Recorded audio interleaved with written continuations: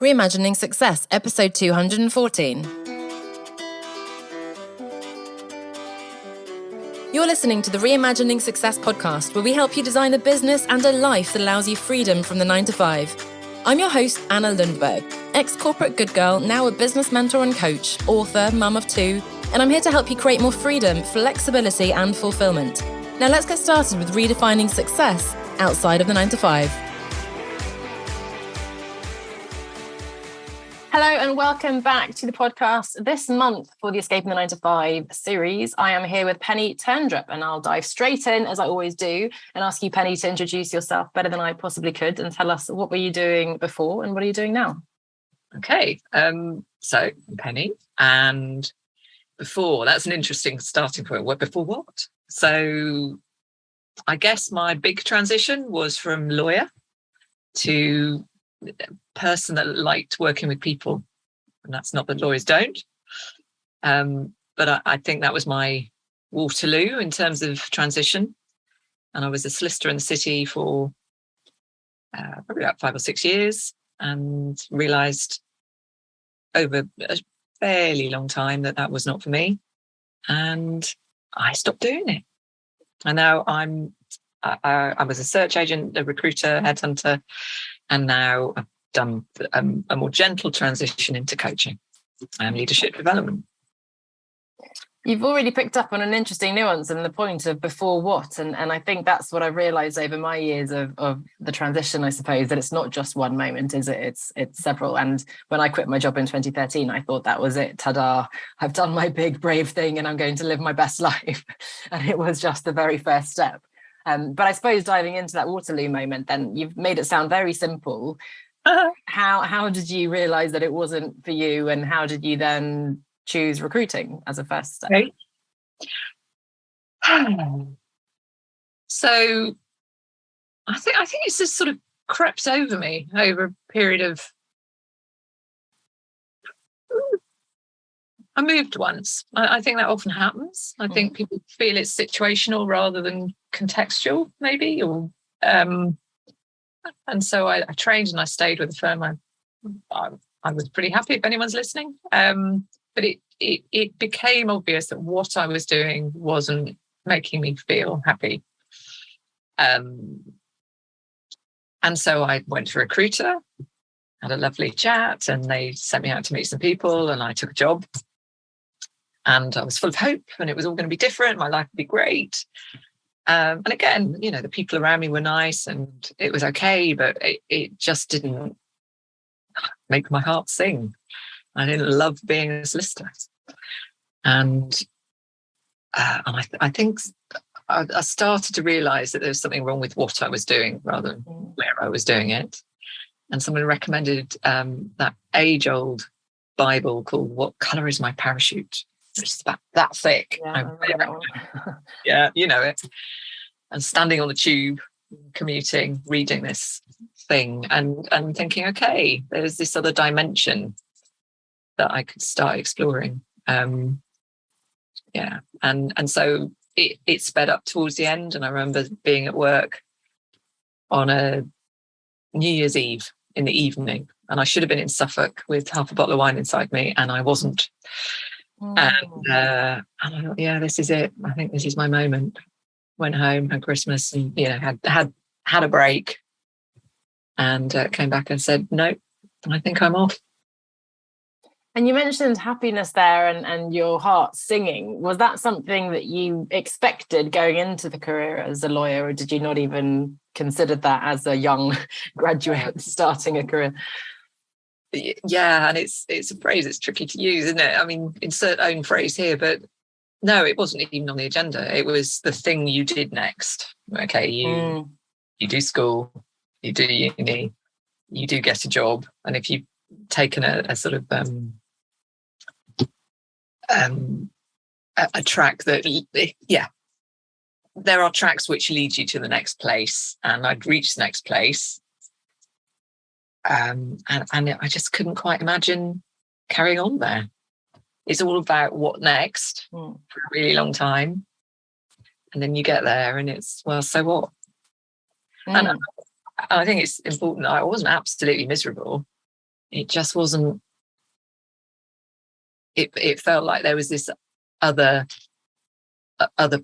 possible, there was more that was possible that I hadn't been aware of, because I was waiting for the next thing all the time. Yeah. That sort of existential crisis type.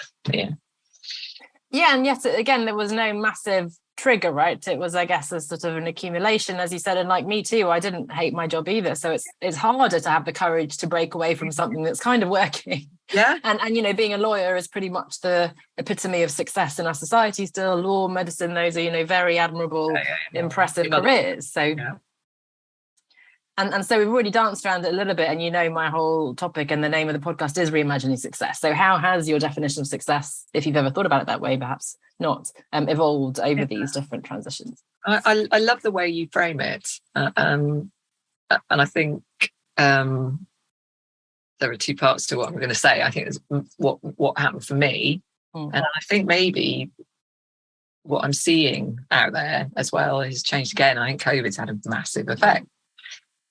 No surprise there, but I think for me, I became aware of this sort of other room where the door opened and there was this other room of, oh gosh, I could actually be happy as well, and I could there'd be purpose, there'd be more meaning in it.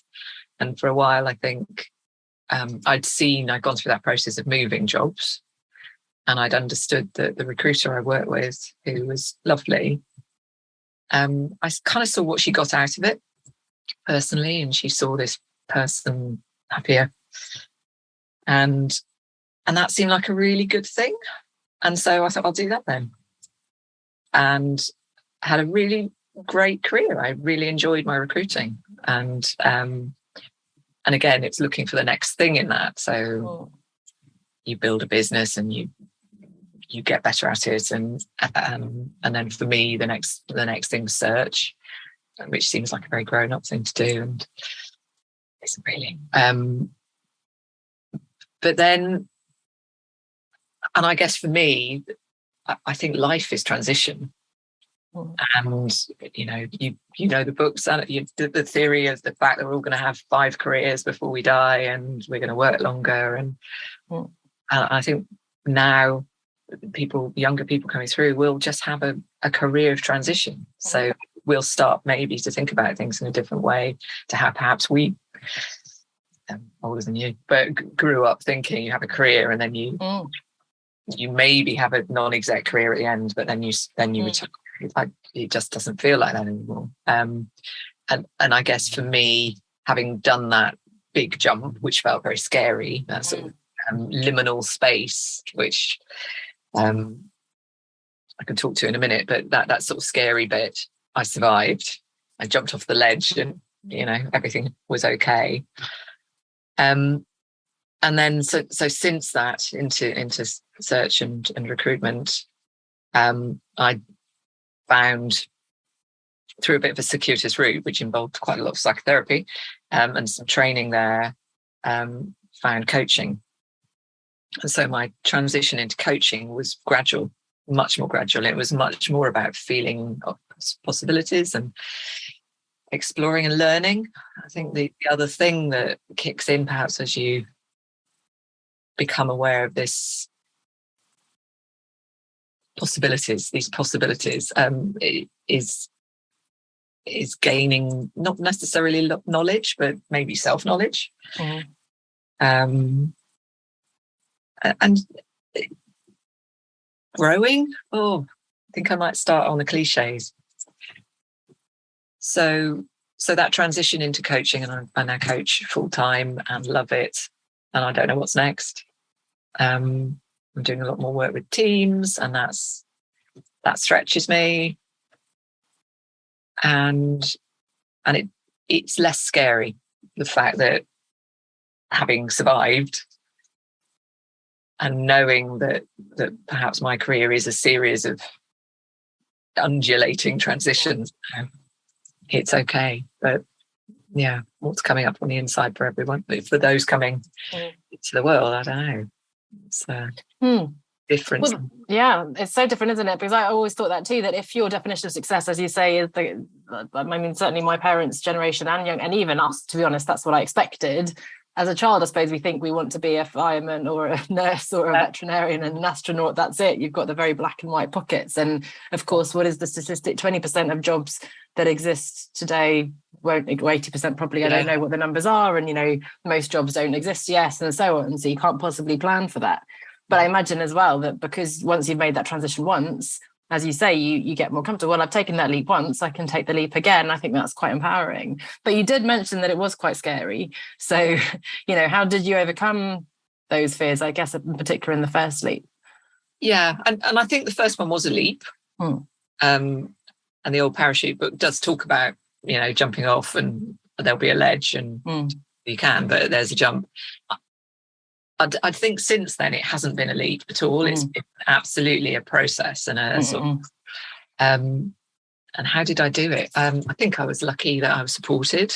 People around me that kind of, and I think the pressure built to a point where you're just not happy or it's not okay, and there's something knocking at you, and it's easier to do something scary than to not do something.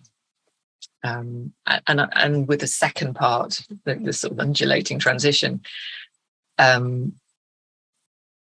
think as you enter different stages of life, and we haven't explicitly answered your question around what success looks like, and that changes. And yeah, my mum was really happy when I was a lawyer, and then it was not. And then as life continues, and I have kids, and success for me is much more holistic around being able to live my life well, have my kids be okay, and give back to my community, and I don't know, the stuff that makes you a whole person, perhaps. That's increasingly, I think, my definition for me. It's not right for everyone. Yeah. Where did we get to? Well, I also lost my track a little bit because you said so many things that I want to jump on, so it's always hard to both listen and be present. And also, so I've lost that, so I stayed present with you.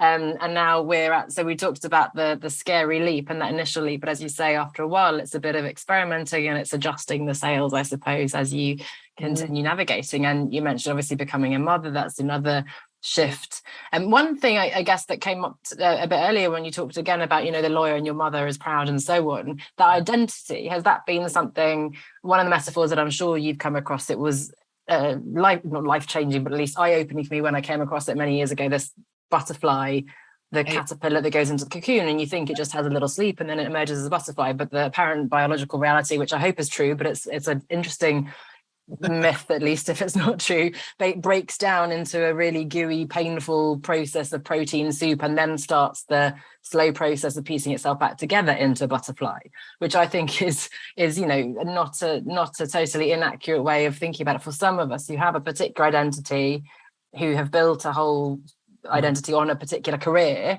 perhaps especially things like lawyer and so on, and we have that respect. And even if we don't think that the prestige and the status and so on is that important, there is still, even for me, I came out of a big company and suddenly I was nothing, nobody, and it can be quite painful. It takes time to, you know, find your feet and develop a new identity. So has that idea of identity come up for you? Is that something? No, it really rings lots of bells, and so yeah, I can't get past the pupa thing, and so that takes me to another interest of passion, I don't know, belief, whatever. So I did a lot of study around psychosynthesis, which is a psychology, which is transpersonal psychology, and has a really helpful model, which I use all the time in my coaching, which is subpersonalities. And the model would say that we all have different parts of ourselves. I don't think that's a surprise to anyone. And we probably live through particular identities a lot of the time. And I think in transition or in career planning or identity, I think we often have a sort of a desired identity. So we might be chasing something, or that would be success. And then we perhaps have this sort of the knocking part, the part that's wanting to become the butterfly. And we don't know what that is. We don't know what it looks like yet. So this soupy bit, I think, it can be scary because we love control, don't we, as adults, and we're taught to know what we're doing and to do. And actually to think about it the other way around and think, well, maybe the right thing to do right now is to not do, and is to accept that this is this period of experimentation, perhaps, and that not doing something isn't bad. And it is that liminal place, that gap between. And I love that. We're rebuilding that identity, and trying things on, and with all the practicalities that paying the bills perhaps might mean for a lot of people. I think the research, the theory is, the more you can experiment in working on a new identity, work identity, the more likely that is to be successful. So that experimentation period, I maybe like to call it. I like experimentation. Exploration for me is so key. The not doing is the hardest thing, I think, and I keep experiencing that now. Just feel, just don't do, and I've got to do something. It's quite a strong drive in me. But the learning and growing that you talk about, that's a huge value for me. I don't think it's cliche at all. It's even what I built my, I think, coaching framework on back in the day, because it was growth outside of the comfort zone, and it seems so obvious to us now, perhaps, but I think it's so easy to allow that comfort zone to shrink around us. And even now I feel it happening again, in a different stage of my life. And I think the fear is huge. And one colleague once told me, Anna, like 99% of people are never going to quit their job. And I found that quite interesting. And the reason why I'm now, partly because I've been out of that world for 10 years now too, and I'm much more interested in the ongoing process of sustaining the escape, as it were, not just that initial moment, these undulations that you talked about, and the bigger concept of redefining success. But it is scary, and it's an interesting reflection for me to understand, because so many people in my community will never do it, or will take 4 or 5 years to even book a call, and then they'll decide not to do it. And my role is not to persuade anyone, so I'm only there for the people who are ready. But so many people are not ready. But that tipping point that you mentioned is definitely something I've heard before, when it gets less comfortable to stay where you are, and actually easier almost to do the scary thing. I think that's quite a good depiction of that moment when you have to take action, because it's easier to do so than not to. And maybe that happens because of I don't want to call it denial or not doing anything, but I think having gone through that tipping point moment in the past, I'm more open to seeing it as a process. And that process being, it doesn't have to be all or nothing. We're very good at binary, aren't we? Yes. I mean, we are so good at that as a species. And I guess that sort of just reading something, what would I like to be doing? What's wrong with this picture? What trying things on, and in a work context. It's hard if you've got to spend all your time doing something you're not particularly fulfilled by, but maybe there might be another way to experiment. We talk about sort of interest groups, for example. So who do you surround yourself with? And I guess it's just taking that information and that osmosis of what might come into your pupa, into your identity over time, that maybe might take the pressure off that moment for scary stuff. Yeah, and I definitely did that. I did writing courses and coaching things and conferences, and it took a long time for that to become anything concrete. I didn't sit at my desk thinking, okay, what's the exact business going to, exactly, although it will be, that's great work to do, but it's not necessarily going to look like that in practice. But I guess more tangibly, you said you are working full-time in your coaching business. So what does that look like? You mentioned you're working, did you say with groups, individuals? What does that look like for you today? Okay. And so this is now, and who knows next week. Yes. Okay. So I just love working with people.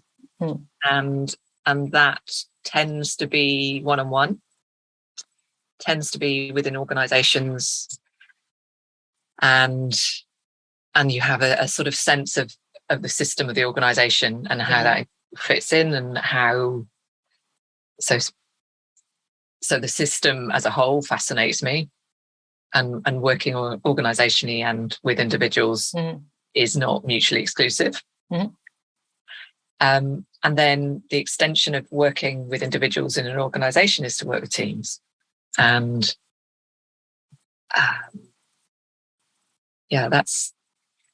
I'm doing less of that than I'd like to, because I think that's something that is growing. I think that the next iteration of coaching will be the next layer of the onion, perhaps.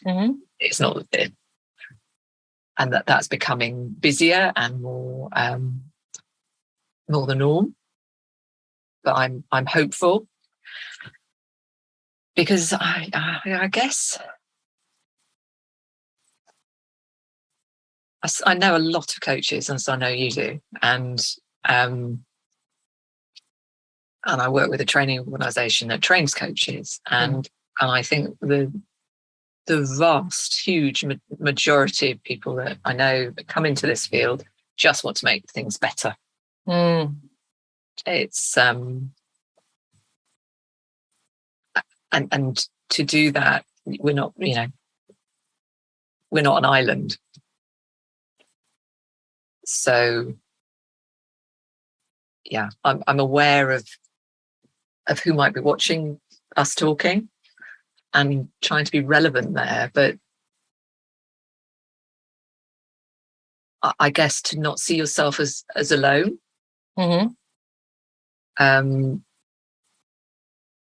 Even what do you mean in terms of collaborating with other coaches, in terms of, as you said, going into organizations and teams? What do you mean more concretely?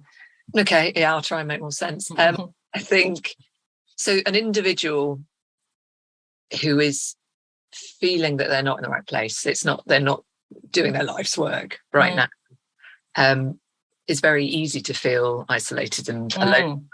And I'd encourage them to find other people to talk to. It's not a coach. Find yourself places to belong that aren't isolating. Yeah, I do love that. I went to, I think, my very first event, and I'm not sure, it's so hard to remember the order of things now, the chronology, but I went to an evening event with a coach, funnily enough. No idea who the coach was, what they said, but the power of the session was, it was the first time I was in a room with 10, 15 other people who were in successful corporate jobs and weren't happy and were afraid of leaving, but they wanted to. And that was just, I'm not alone, as you said. So that really resonates for me. And I guess there's all this talk now of quiet quitting and disengaging and working from home because of pandemic. Although it's a great thing, it leads to potentially isolation and so on. So I think that's a really important point to, you don't have to work with a coach right away, but to seek out groups where share an interest, or you might meet people who are in a similar situation, and you can see perhaps those possibilities that you talked about early on, which is so important. Which I've moved away completely from team coaching, but COVID has had a massive effect on a network, on an individual network, both at work and organisationally.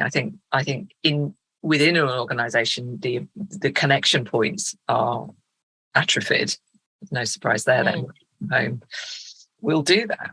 However great it is, however the benefits are, it means that the connection that people feel with both the organisation and their co-workers and is going to be less. But I think individually, I think there's some research from, I think it was Microsoft research, some wonderful stat, 15-20% of of individual networks have shrunk over the period of the pandemic and aren't being replaced in the same way. So in terms of identity, I think that that's sort of the potential for feeling more isolated is there, and also for doing something about it. So the network to support you in changing it is now shrinking. So just having who you surround yourself with, be it at work or outside. And ironically, I've been working with individuals pretty much the whole time. I do some corporate workshops, but I'm feeling a need to address the issue from the other side, because these individuals who want more freedom, flexibility and fulfillment, there's the other side of the story. They don't necessarily want to quit their jobs.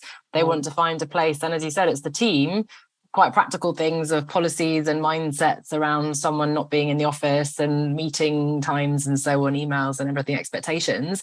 And then there's the broader organization in terms of policies and culture and senior leadership. So it all begins to kind of, the pieces of the puzzle do fit together, both from my perspective as then an expert coming in, hopefully, but also, as you say, for the individual in that structure. There's so many things you can do yourself in terms of boundaries and work on your values and everything. But if you're in a place that isn't then conducive to that, or if you're not getting the support or making those connections, that can be really tricky. And organizations are quite good at throwing a coach at someone, but not looking at how everything fits together, or not necessarily getting elephants out into the room. Or having real conversations that can be quite challenging. So throwing a coach or a wellbeing initiative or something like that, sort of a tick the box exercise. Absolutely. But hopefully, again, the pandemic and things have led us to sort of force certainly some organizations to confront these things. And I think senior leaders are getting involved with HR and so on. So things are happening. And I suppose in terms of visibility, we talk about a little bit, and identity, again, more of an external identity. How have you made that transition in terms of putting yourself out there, not as a lawyer, recruiter, but hey, this is me, I'm a coach and I can help you do these things. Do you do marketing? Is it word of mouth? It's word of mouth. I bow to your wonderfulness I think you have a great personal brand and do really great stuff.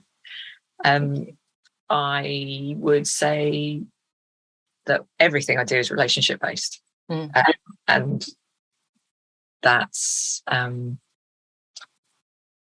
it's frustrating when I see great stuff happening around me. That would be the next thing I'd learn, actually. So if there's a stretch point, in terms of more active marketing, you mean creating content? So my identity, my self identity would probably be, I've still got a bit of lawyer knocking around here, which is not so, you shouldn't really be shouting about yourself too much, because that's not really done. So and that's very much I don't think that's true, by the way. I think that's but I think for me there's quite a lot of that still. But that's okay, because the way I've worked and the way it will work for other people, perhaps, is just do a good job. And life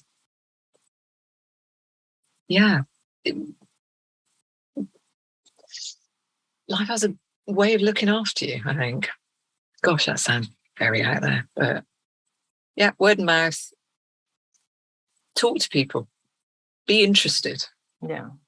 But that's huge in every aspect, but be interested, and it's about relationships, and that's so valuable. And word of mouth is amazing, and the fact that you're doing a great job and people are recommending you is I should bow down in awe to you. So the fact that you can have a full business based on that is incredible. What I would challenge, and it's something I have myself too, this idea of we can't shout out about ourselves, and I hope I don't come across that way.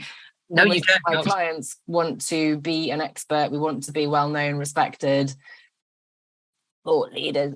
We want to be leading in the industry in that way, and yet we've been taught, we mustn't say that we're great, and unfortunately, I think particularly women, and in the north of Europe and so on, so my Swedish, everyone's equal, but also English, you certainly can't show off and all these things is quite challenging in the online space. And I both admire and resent people who are better than me at that as well. So it's, it's a lack of comfort, but also, as you say, it's interesting to come to terms with that. And I think you have so much value. It's also about relationships at the end of the day. And it's about sharing what you think and making a contribution, putting that out there. I'm pushing my boundaries a little bit by voicing some more personal things on LinkedIn, for example, and it's hugely uncomfortable. And I'm getting, very positive response. But also, of course, if you stick your neck out a little bit, you're going to get more negativity as well. And it's sort of hardening your skin a little bit to that. I think that when you become more visible, by definition, more people will sort of assess what you're doing, I suppose. So it challenges you, but then that's exciting too. Definitely. In a scary and terrifying way. Grow, isn't it? It's scary. Yes. Also. Yes, because I can sit here in my comfort zone behind my computer doing my videos and things and stay in my little vanilla place, or I can begin to peek out and try to make those connections and say something perhaps a bit more worthwhile. And it's a process, and everything I say won't be clever or relevant or whatever, but hopefully it's a contribution and each little piece will add up to something more. But it's just like, as we started with, we talked about before when at what point. So I'd say, when does the relationship start? Because I think you build relationship from your screen immediately. I think that relationship building is something that wasn't possible perhaps when my work self was formed. Now I know about this in me, and that's okay. But it's thank you. This is really interesting. This is something we can take that offline, as they say. But it's an interesting one because so many people say, I don't like marketing. You're so lucky it comes naturally to you. And yes, I did come from a marketing background, but marketing yourself is a very different thing to marketing this beautiful perfume product over here, with celebrity models and so on. It's it's been quite a journey as well. So, and of course, selling is a different thing entirely too. But as you say, the relationships, my favorite thing is if someone comes on the phone with me and already knows they want to work with me because they've gone to my workshops, they've listened to the podcast, they get what I'm about. And then it's just about having a bit of conversation, making sure I can help them what's the right format or whatever. And that's an easy one. I can't do the hard sell and, the kind of cold to whatever it is. And, that kind of thing doesn't work for me. So it is relationships. And I think that's what coaching is. In a way, that's what marketing and selling is too. Yeah, it's a reframe. You've just reframed it in a way that makes it a different thing. And just as we talked about, the ledge and the undulation, just exploring what it really means. So that's maybe my learning edge. But I think that over years, so I've been self-employed for 20 years, and I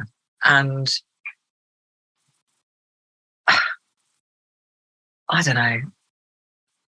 I think that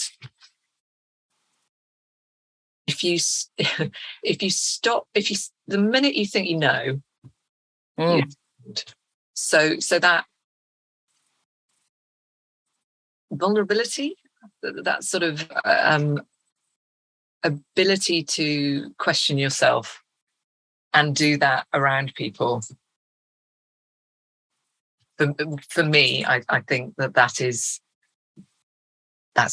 possibly my work. That's my work identity. That's what people who know me and work with me realize. And I suspect I've started to go down a wormhole here. I might need you to dig me out. But well, I was just feeling again that undulation. That's my favourite word of the episode, because I think I love learning, and it's so easy in terms of business coaching and that kind of area in particular, and even coaching in general.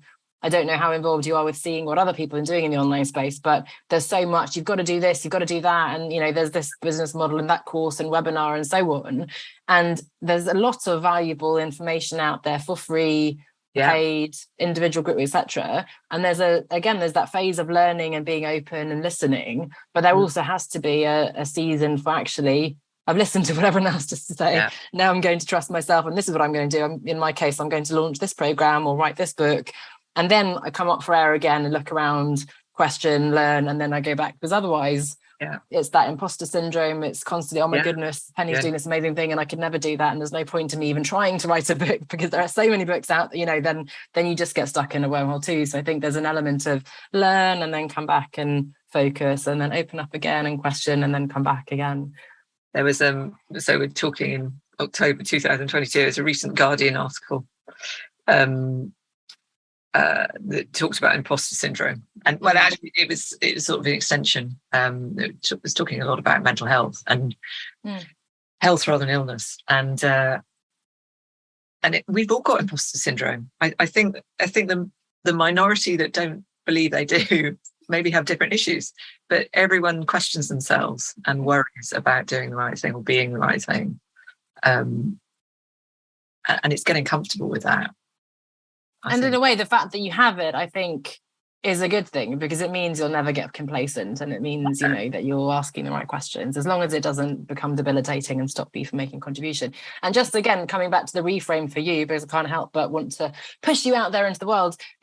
If you want to help people, which you do, and as we do as coaches, the way we do that is by reaching more people. And it's not to say that you have to grow your business and you don't have to have a YouTube following of 100,000 people, and I certainly don't. But, if you love what you do and if you want to help more people, then actually having a bit more of a public platform is the way to do that. So again, it's not about, check me out, I'm amazing. It's just, this is how I can help you, and allowing you to speak to more people.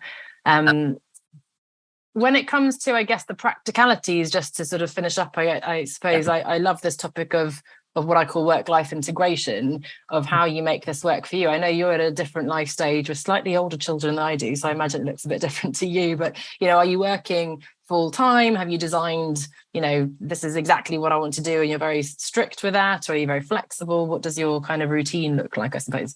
Routine, that's a good word. If you have a routine. No. So for those Myers-Briggs trained around, I'm an absolute big picture, don't really do structure, bit of a pressure prompted kind of person, and that means that the chaos that is my life is very comfortable for me. So I kind of work is me. So I'm doing something I love, and I think the thing that comes back all the time is if you have a job that you love, you'll never work a day in your life. And it does feel like that. So I get up, I get the kids, they're teenagers, so they don't get up, and get them out of the house to whatever needs to be done, and then I do the work that I need to do, and I have the meetings that I need to have, and I get the shopping I need to get, and it's all one life, and that doesn't work for everybody. But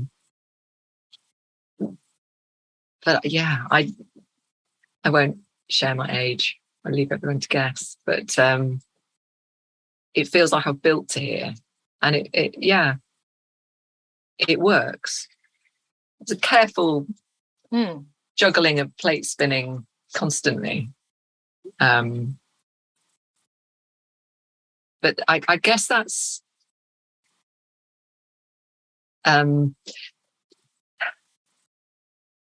being self-employed or being the master of one's own destiny isn't for everybody. But if this is the way somebody's thinking, you get to design your day.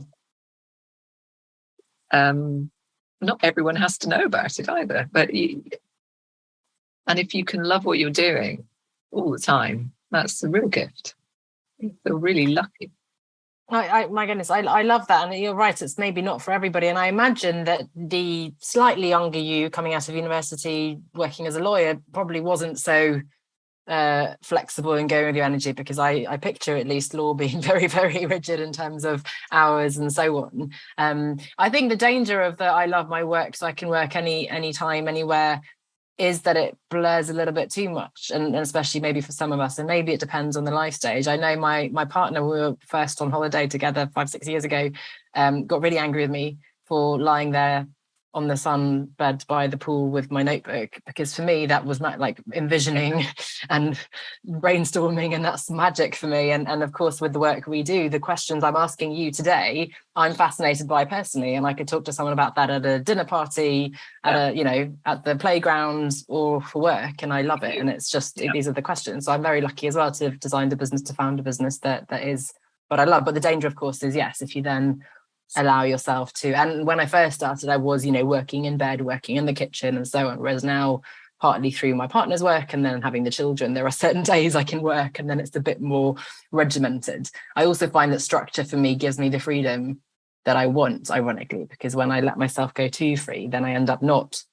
writing the book, or not, achieving the goals I want to achieve, because I've gone a bit too free with my time and just kind of let the day run away with me. No, that's So what I hear when I say when I say the word structure probably isn't what I absolutely have structure. It just doesn't. Yeah, if I don't want to work, yes, but I don't work. But yeah, there are projects that I want to finish, or there are clients that need time. So I think perhaps it's control. There's another word to get towards the conversation with, but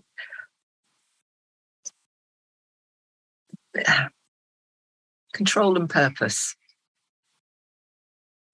So I do things that matter. And sometimes they matter less.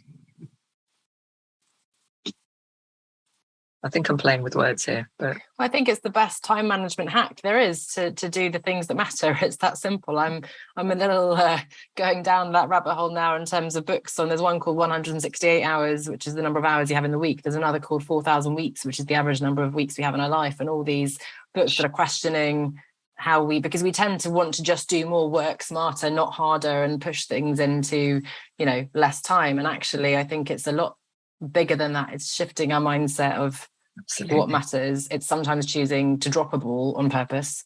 And, if I've got a migraine, or if the kids are ill or whatever, then I choose to be present with that, because there's no point in, whenever I have fought it and tried to do something, I make mistakes, the kids are unhappy, or I get worse, or whatever it is. So it comes with maybe wisdom with age as part of it, and then experience and having the confidence to be able to do what you feel is right and not what you feel you should be doing, I suppose. Yeah, and we're back to the identity. Yeah, you're clear about who you are in that context, perhaps. Penny, there are so many other threads we could continue with. I'm conscious of your time and everybody's, but I'd love to do a series of this. We can come back next week with our next instalment. But so many things we hopefully can continue offline, as it were. But where can we find you? I hope we can find you somewhere in the online space, even if you're not as. I am there. I'm out there. So Anna will show you where I am. But my website is pennyterndrup.com, and what else shall I give you? Yeah, find me there. Well, and I'm on LinkedIn. Amazing. Thank you, Penny, so much for your time. So many insights and so many places my mind could have gone. So I really appreciate that. I think there was something in it for many listeners, whether they are, as we said, considering at that early stage of the fear, and am I at that pivotal moment, or, as you say, more in this undulating phase, which I love. My favourite phrase now, I'm going to keep stealing that, I'm afraid, that continues in those 5 careers, maybe even. So that's an exciting time to think what's next. Yeah. Thank you so much for your time today, Penny. Thank you. You're welcome. Take care. Are you at that point where you're asking yourself, is this really what I want to be doing for the rest of my life? And the answer is a resounding no, but you're not yet sure what you want to do instead. I get it. I was in your shoes back in 2013 when I took a good hard look at myself and my CV. And up until then, I'd followed the conventional path. Good school, good university, good job. I was also single while more and more friends around me were settling down with partners and babies. Now, fast forward to today, and I've built a coaching and consulting business. I've published 2 books with more on the way. I've launched a podcast. But more than that, I've been able to travel the world. I've made more time for friends and family. And I've designed and shaped a location-independent business and a lifestyle that's 100% tailored to my own personal definition of success. Oh, and I've also moved countries, I've fallen in love, and I've had 2 beautiful little children. So if you want to redefine what success looks like for you, then get in touch to book a call, onestepoutside.com/call, onestepoutside.com/call, and I'd like to help you do just that.